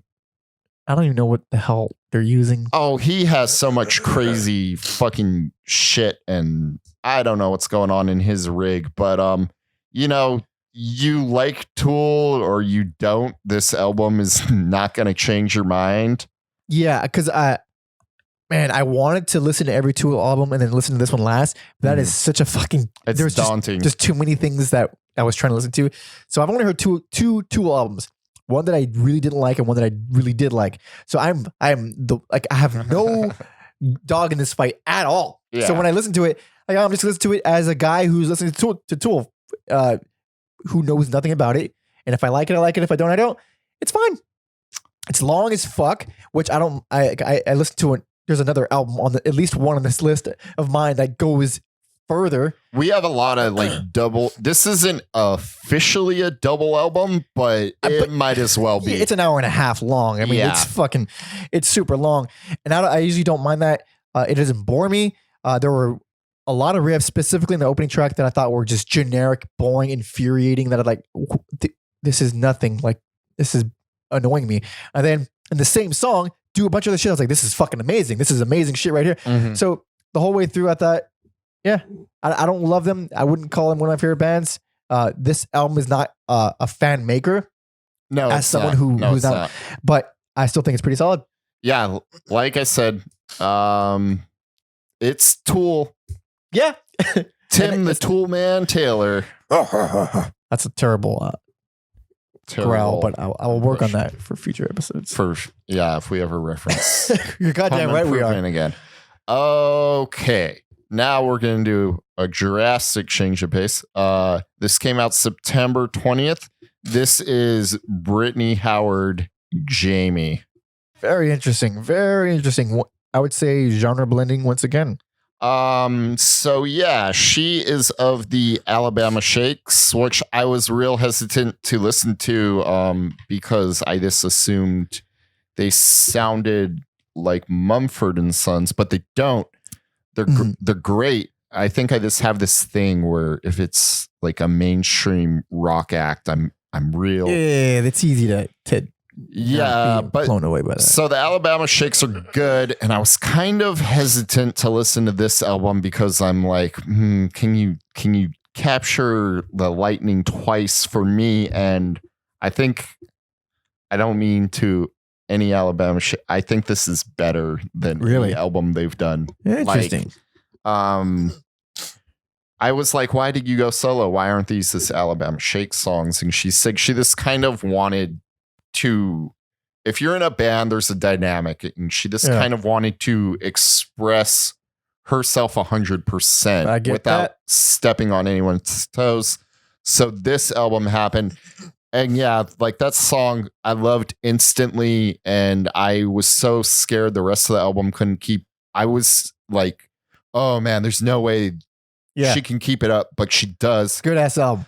I fucking love it. The song Georgia, there's kind of like a double entendre there because they had the like outlawing of gay marriage, I believe.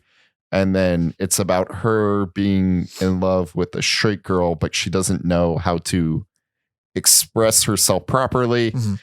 And her vocals are just so good. Her guitar playing is amazing. Interesting ass voice too. Oh, yeah. I mean, I don't know if I called her she's another one of the queens of 2019 to me. Mm-hmm. But yeah, she's like, if D'Angelo and Jack White had a baby and she came out fully formed. Well, it's a full human being. It's just an adult. And knows everything about music. It'd be Brittany Howard. The song 13th Century Metal is real interesting. It almost sounds like an SOS signal. I don't know if it's the guitar or the piano on the track, but playing piano on the track, you got the great Robert Glasper, who is kind of I would throw in the same vein as like Thundercat and Kamasi Washington, where they're like, we do jazz, but it's like cool, hip, new, different jazz. Futuristic jazz. Yeah, futuristic jazz. Yeah, and then the drumming. I had to look up the drummer because the drumming on this album so fucking good. Is a man named Nate Smith. I think he's just kind of like a studio guy, but man, I like this album a lot. Good ass album. I only got to listen to it once, but very much like the Honest Impact thing. It's a style that I'm not familiar with, that I typically don't even bother with. But like, yep, this is enough to turn me around. This is a fucking creative, and even if it like every once in a while there'll be like a riff that's not particularly like I feel like I've heard it somewhere. The way it's presented, like just the actual production on the drums is so damn interesting. It's almost distorted. I don't even know how to describe it. It's a very interesting fucking sound. A lot of like bells and whistles, for lack of a better term. If you just pay attention to the background, that's you'll be engaged.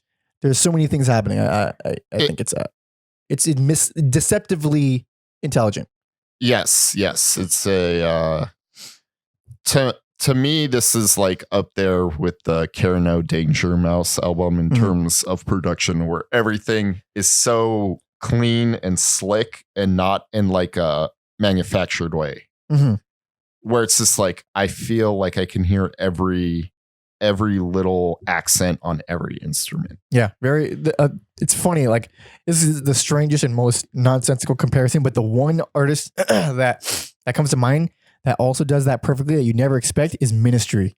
It's like if you put on what's the fucking God damn, they're like their most famous album. It's one of the best. Is it Land of Milk and Honey? Oh, that's Land of Rape and Honey. The one, no, it's the one after that. Fuck, I'm looking it up now. but it's Ministry. It's industrial. It's loud, but you could hear every single instrument super clearly. It's it shouldn't be that. Like, I don't even understand how one goes about doing that. So when I hear albums like this one, that delight. It's a delight. Nice little pick. Where are we at? And so now, I don't know if, I guess I'm gonna call what order, because we got two albums that came out the same day, and this is another one I'm glad Mike picked, because this did not have time. This came out October 4th. Danny Brown, you know what I'm saying? So just as a little continuation, the Ministry album I was talking about was "A Mind Is a Terrible Thing to Taste." Just so I tie all my loose ends. This album, I had never listened to Danny Brown. Oh, really? Never. My experience with Danny Brown is him being the best guest on Your Mom's House with Tom Segura and Christina P. Honestly. Yeah, no. This album, you know what I'm saying, was named after the show. Or it was named from a recurring gag on that podcast where, like, I think, if I'm not fucking it up too much, I think it's like a lot sports players, the rate at which they say "you know what I'm saying" is like so ridiculous that if you start counting them, it just so I think that's where he got the inspiration for the album title.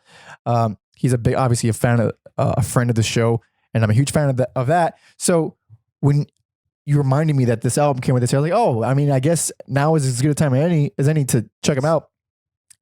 Wow, was I not expecting this to be so fucking musical? Holy shit. I feel like we kind of went on opposite paths, because I've listened to his previous albums a lot. I love how weird his voice is, although he's kind of turned it down on this album. And yeah, again, I just didn't give it enough love, and I feel ashamed. There was a lot of things happening here where it's I don't know how to describe it other than musical, I guess, because like where Malibu Ken had that kind of it's synth rocky Malibu, what's it called, fucking Hotline Miami type of Stranger Things opening kind of synthy stuff. It's just as musical, but with way more. Like there's no two songs that sound the same. I don't even know where to begin, really. Yeah, Danny Brown is one of the strangest, most unique, beautiful minds in hip hop. So, I mean, are there other albums like this? No. Like, it's totally different from what he's done. So, like, he's changing it up. Interesting note: when he was real young, G Unit wanted to sign him. But they told him you can't wear tight pants. Oh, and really? He said no. So I'm sure a lot of people called him stupid, but in the long term, it's the stupidest conversation I can even imagine. Right? Hey man, your pants too tight. Loosen them up. You come on board with us. Sorry, man, can't do it. He stayed true to himself, and I think he's better for it because yeah, now it would be like, oh, he's that G Unit guy trying to be weird. For anybody who's a fan of Your Mom's House podcast, Danny Brown kept him high and tight. And that makes perfect sense for the story and for people who listen to the show. I'm gonna leave it at that. There's a lot of shit on here where it's like, this wasn't like a consistent, like all the way through. I loved it. But every time I would find myself drifting, a next song would come out. I was like, what the fuck's happening there? It reminded me of, not to jump into too many spoilers, but Tribe Called Quest, some of the stuff they did later on, right? Where it's like, I mean, it's still technically hip hop, but it's just more interesting, more musical, like I keep saying. And I was not expecting it. I would say some early Danny Brown is more akin to Rico Nasty. Really? Yeah. Real aggressive. Yep. So yeah, I'm glad the dude is just doing what he wants, doing some different things, and he's a really likable, funny dude. So, I'm sure he is. Yeah, he seems like it. So check this one out. Very nice stuff. And now, came out the same day. But boy, oh boy, break out the tissues. This is Nick Cave, Ghosteen. It is a lot of that. It is heavy in terms of emotional weight. So yeah, if you didn't pick. This is like on my honorable mentions, but I just didn't want to bring it up. Yeah. Yeah, I did a lot of soul searching of where I would land on this album. Mhm. And it kind of reminds me of when Beck released Sea Changes.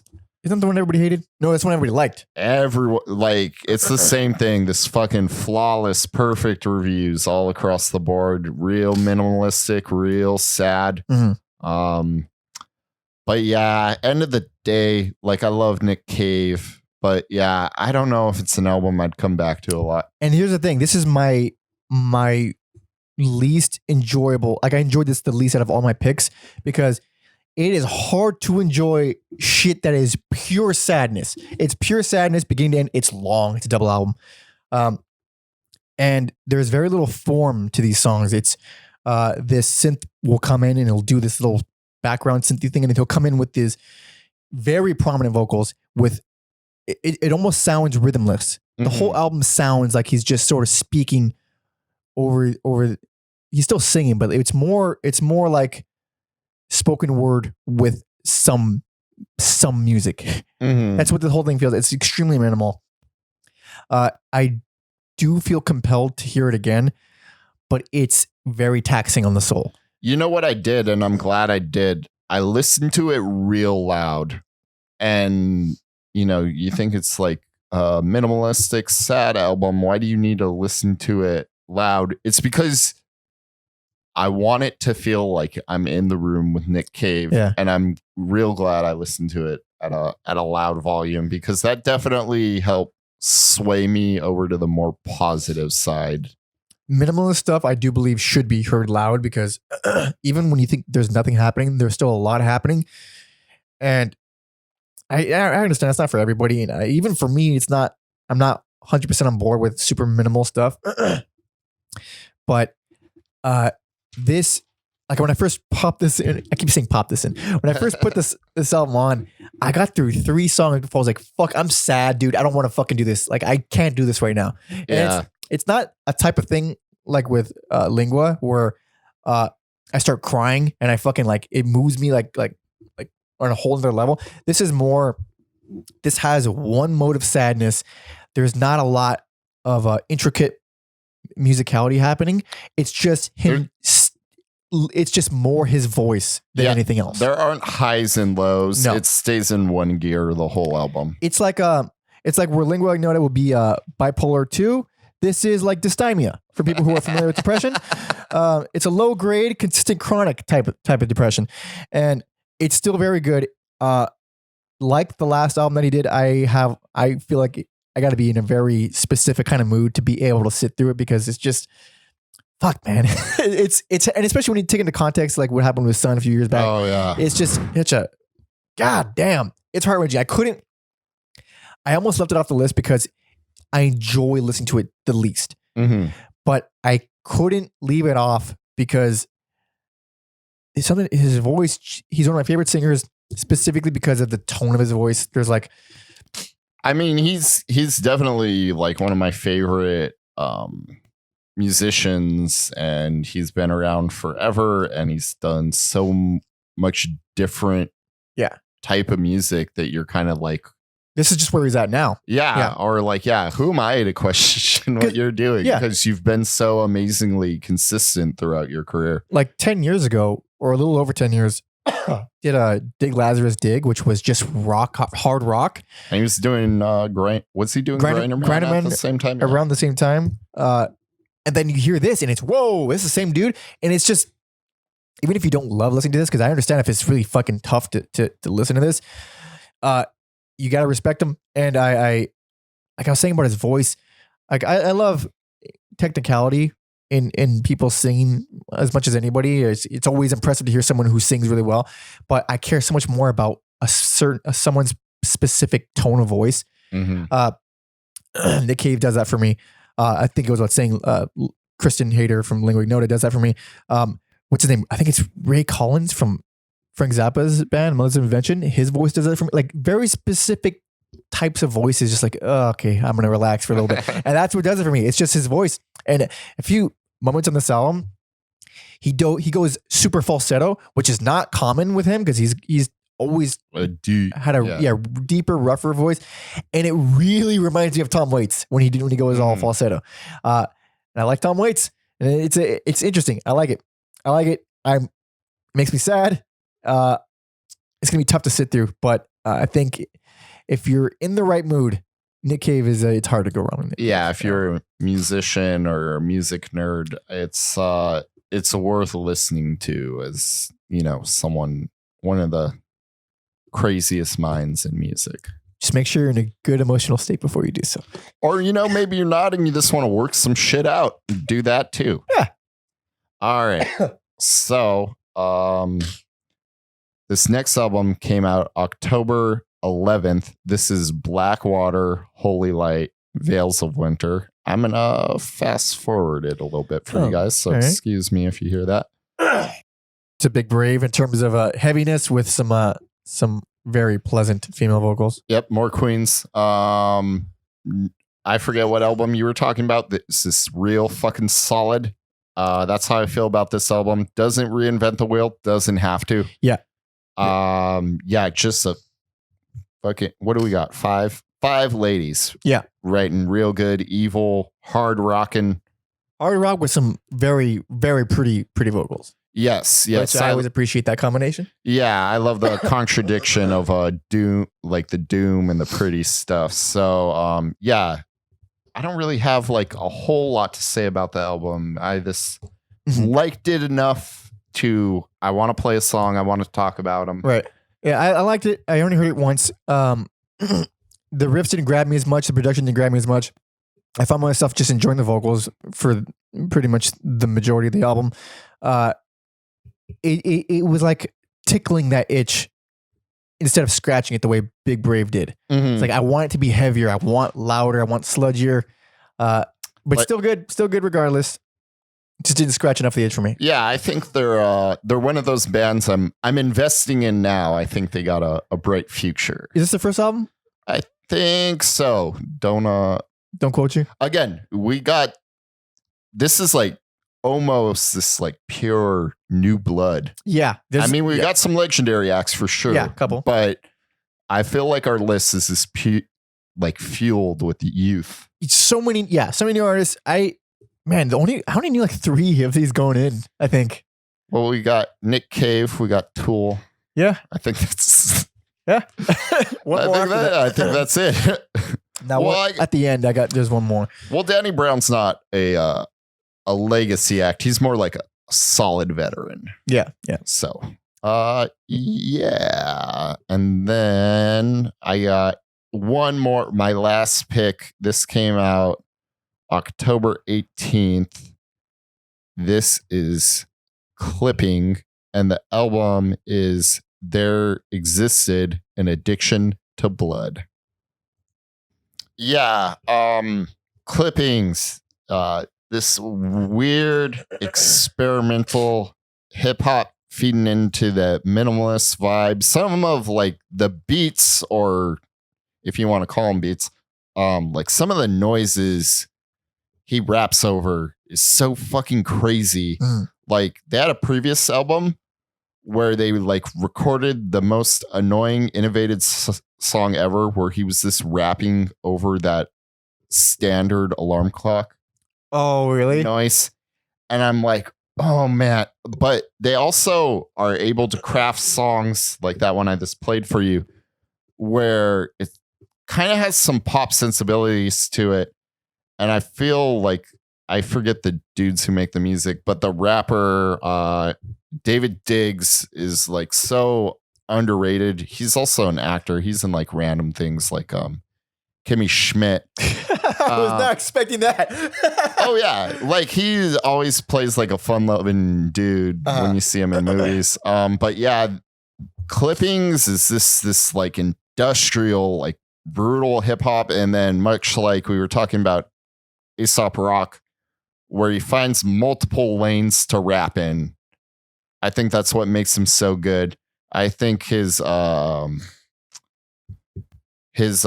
willingness to rap over anything also Yeah, that's bold. Yes. Do I have anything else to say about Clippings? It's just kind of like a moody, dark horror soundtrack. Like sometimes synths can be fun, but like Clippings is like the X-rated version of the Blade Club. I love some murder synths, dude. I fucking love that evil, not evil, because it's not evil. It's like actual slasher movie type music. Yeah. I guess this is more like the Cannibal Holocaust of. I dig that, dude. You're saying all the right things to me right now. I love all this shit. Yeah, they have this song. I keep referencing their older albums, but I think like if you liked what I played, or you like kind of harsher hip hop, or you kind of like your metal and your hip hop mixed up, not in a new metal way, but in an interesting way that doesn't sound like garbage. Please like check out this group because they're so interesting and weird. But yeah, they have this song Body and Blood where I think where he's just rapping over like the sound of a fucking drill and it works. God damn. Yeah, so I think Clippings is, one of the most interesting, weirdest acts in hip hop, and I don't think they get enough love. So that's why I wanted to. Very nice. Very nice. All right, we got one more, I believe. Close it off. Out the show. This is my final pick. And what's the date this came? What is it? October 25th. This is Swans, Leaving Meaning. 7.5 hours, and it's fucking glorious. I was not expecting a new Swans album to come out this year. I thought they were done. I was informed a while back that it was after, I think it was The Glowing Man.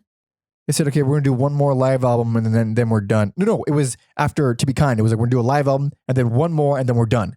Mm-hmm. And then this came out after all that. And I'm like, oh, so you're not done? I'm glad. I'm glad. But it came out of nowhere. Love it. It's anybody who doesn't know Swans, they like long albums with 30-minute songs, not even exaggerating. Mm-hmm. This is more of that. So I've got another confession to make. Okay. I only listen to disc one. Alex, damn it. I liked a lot of what I heard, though. I'm definitely... It's long. Okay. It's going to be, in hindsight, in retrospect, this would probably be on my list. It's real good. So, okay. Since Swans reformed in, 2009, 2010 area, I believe, they've had this incredible lineup.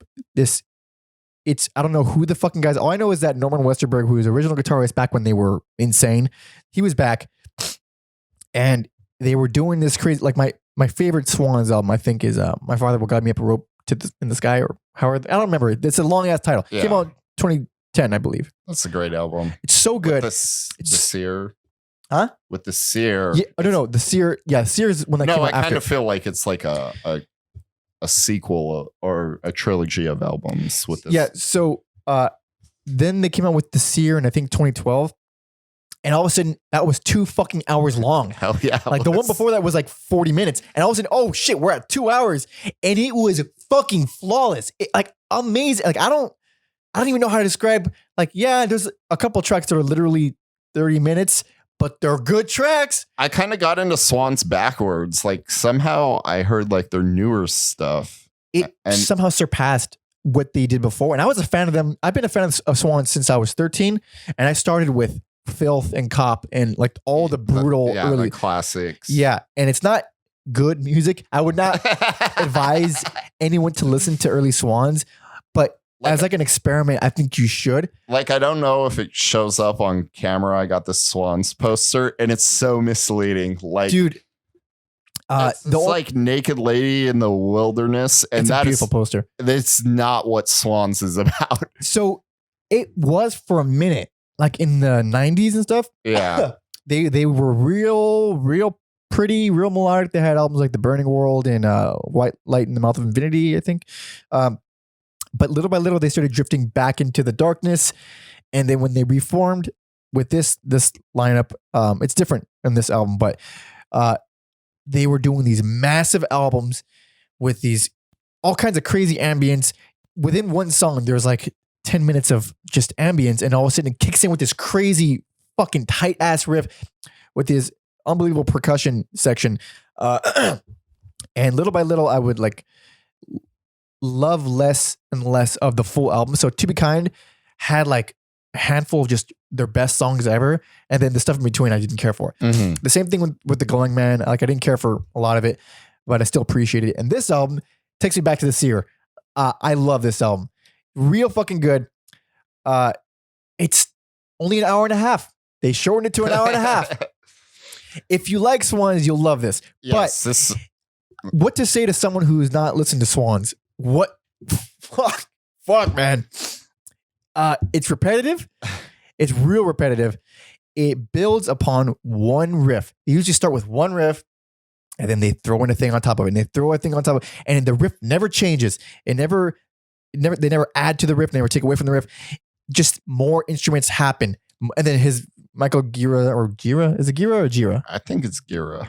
His voice is so damn low and powerful. Yep. I don't even know. It's so specific. Really, for 2020, I just want a Swans tour with Big Brave opening up. That would be perfect. That would change my life. You know what? A little fun fact. I'm pretty sure Swans was the first band that ever made me cry at a live performance. Oh, really? And it was not for a song you'd expect. It was for the song Coward. If you haven't heard the song Coward, well, it's not. It's one of the early Swans tracks where it's just noise. Yeah. And that one got me. It got me because I wasn't expecting them to play something from my childhood. And I was like, oh my fucking God, this is like, oh shit, it's so real and powerful. I don't think Norman Westerberg is on this album or playing with them anymore. I don't even know what the lineup is or how much it's changed since the last album, but it's real good. It's real long. But if you like Swans, that's not a problem. Yep. Real fucking solid. Michael Gira. A lot of similarities to Nick Cave. Really? I mean, in terms of the vocal quality, yeah. And like where they've been as a band and what they've done musically. Absolutely. Because I wouldn't mean like, oh, they sound the same. I just kind of meant on the trajectory. Yeah, because you look at like Nick Cave with the birthday party and the early 80s, and you look at Swans in the early 80s, like, yeah, they're both completely out of control. Completely insane. I will say the birthday party is a lot more pleasant to listen to as music. Swans, I would listen to Swans in middle school whenever I was upset. And it's like the worst music to listen to when you're upset because it is so, there is no light on those records. Like, I think it's Body to Body, Job to Job. It's a compilation of a lot of their early stuff. Some live stuff is in there too. There is no relenting on that album. It's awful. It's so good though. Like, yeah. If you want to hear early Swans, listen to that one. But also late Swans, I think is where most people should start. Oddly enough. I mean, well, if he doesn't record, we could probably do a couple episodes about Swans. Dude, each of their eras is a completely different band. Yeah.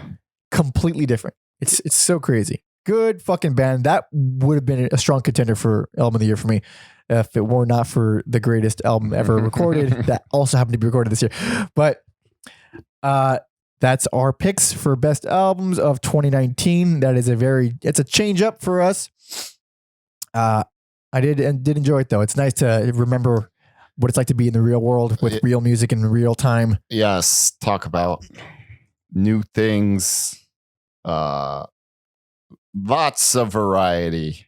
Oh yeah. All over the place. I will fight anyone if they think our choices were we might have to. People don't like us.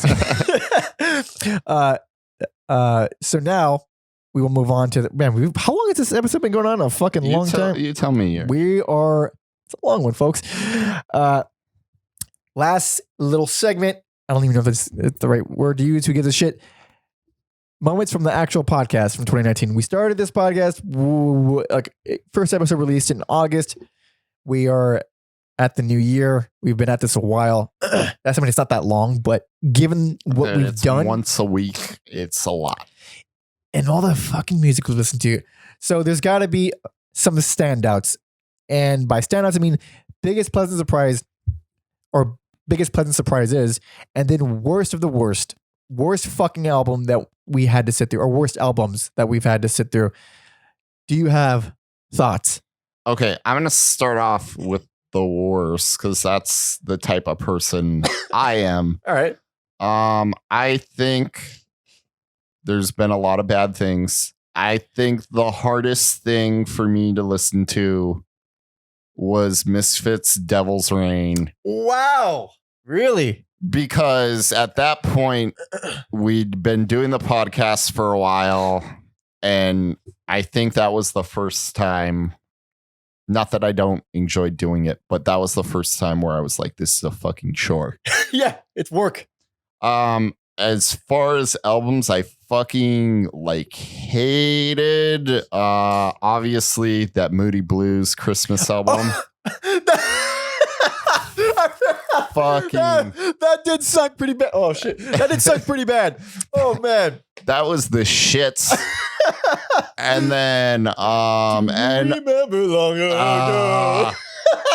And then this is the entire Simon and Garfunkel episode. Really, but I had some fun at the expense of Simon and Garfunkel. Yeah.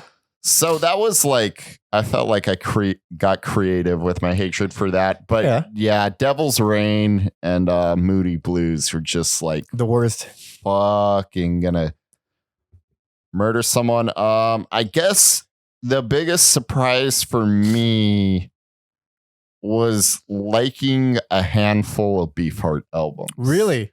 Yeah. Interesting. That's that's almost blasphemy to my ears. Yeah, I wasn't big on the dude, and then I think he's got a few albums I would buy. Really? So, man, I think that was my biggest surprise. Everything else kind of went I guess X's Jesus. That was a nice surprise. That was surprising. Wasn't expecting that to be a good album. Neither was I. Good album. Like I said before, had all the makings of a terrible album, and it's fucking good.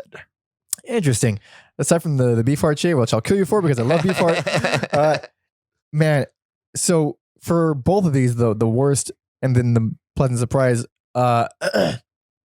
there's always, for each of them, I have one that on paper this was the worst or this was the best, and then there's also the one in my heart. Oh, real quick, because it's gonna piss you off. Also, another nice surprise. I can't believe I forgot it. ELO's Time.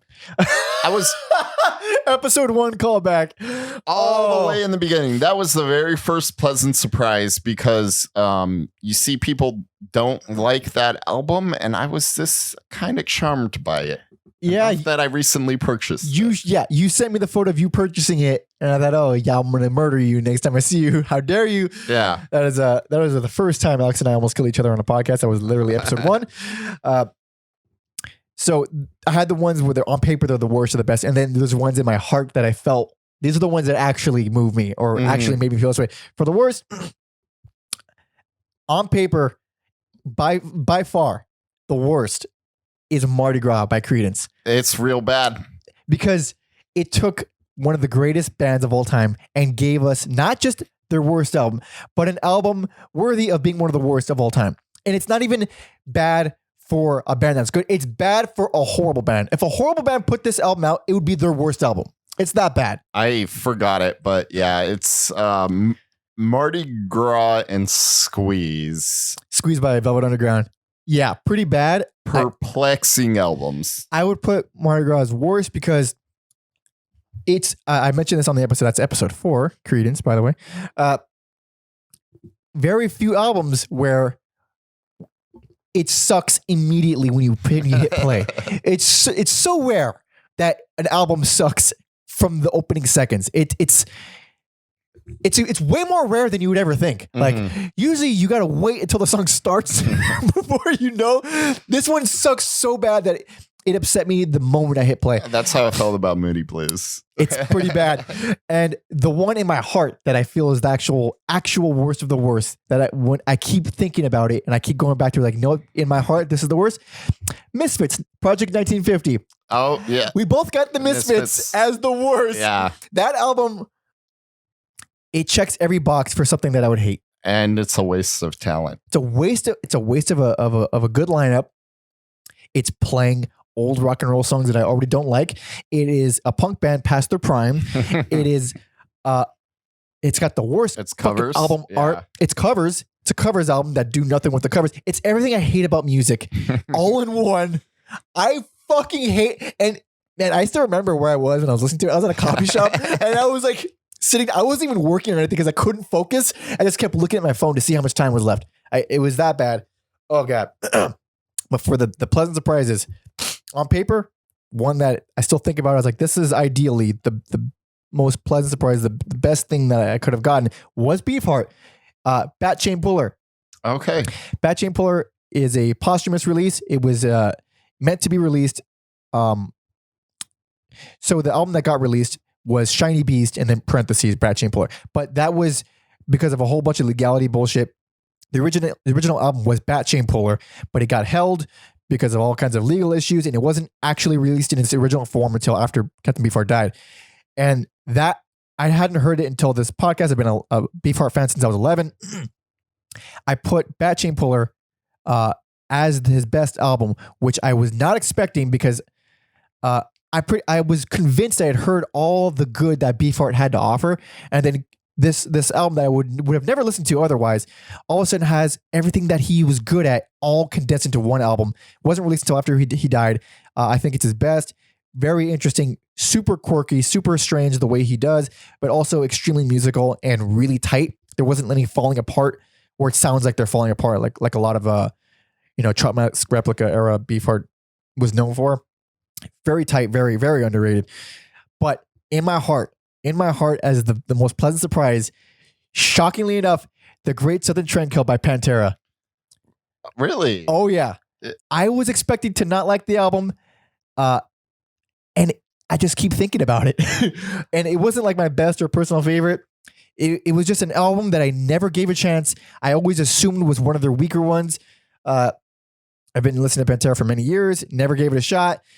And I still think that's like really everything they're good at on there. It's really, I still think they have better albums, but man, that's fucking solid. Yeah, it's real angry. Like I said during the podcast, if you make a choice to bring Seth Putman of Anal Cunt on your album, it's going to be fucking intense. But they have the most melodic, quieter shit they've ever done. Oh yeah, they got like they got Flood and Suicide Note Part 1. It's gorgeous. It's fucking gorgeous. And I think they were really good at that stuff and they never did it again really, which is a shame.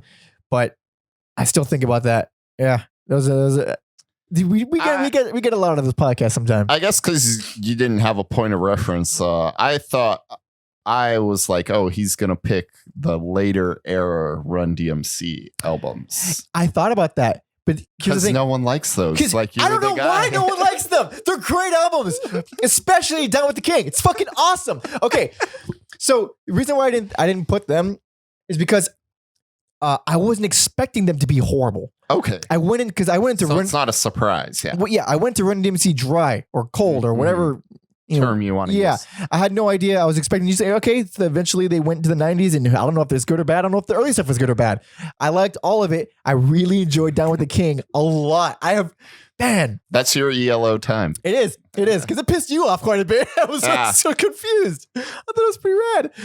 Oh shit, man. What a year it's been. And then this kind of a wild fact.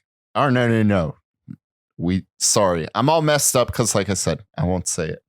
Yeah, because that's it. That's a good note 10. Oh, okay. Oh, yeah, you're probably taking into account the ones we recorded that are releasing after this. My brain's a mess right now. I mean, it is disorienting because we do like a full month in advance, and this one is actually on time. So yeah, we're traveling back in time a little bit. But I guess recap. And it's not much of a recap. It's just our album of the year, essentially. Albums of the year. Baroness, Gold and Gray for me. And goes without saying, Caligula by Lingua Ignota for me. Please do yourself a favor. Which one of these three? I can't pick a closing song for her. I have to put her fucking whole album on. Like I can't. I think you should close it out with a Baroness. Because I implore everyone listening. Implore. Damn. Because it'll be on the playlist. No excuse. Listen to the whole thing. Make sure no one's looking at you because you might break down crying. As you should, because it's worth it. But Baroness, great fucking album, man. I'll do, because it's really the only. Oh man. Okay, no. Okay, so I'm gonna do Tourniquet. You were talking about it earlier. There were a couple others I want to throw on, but this feels appropriate. Thank you for listening, everybody. See ya.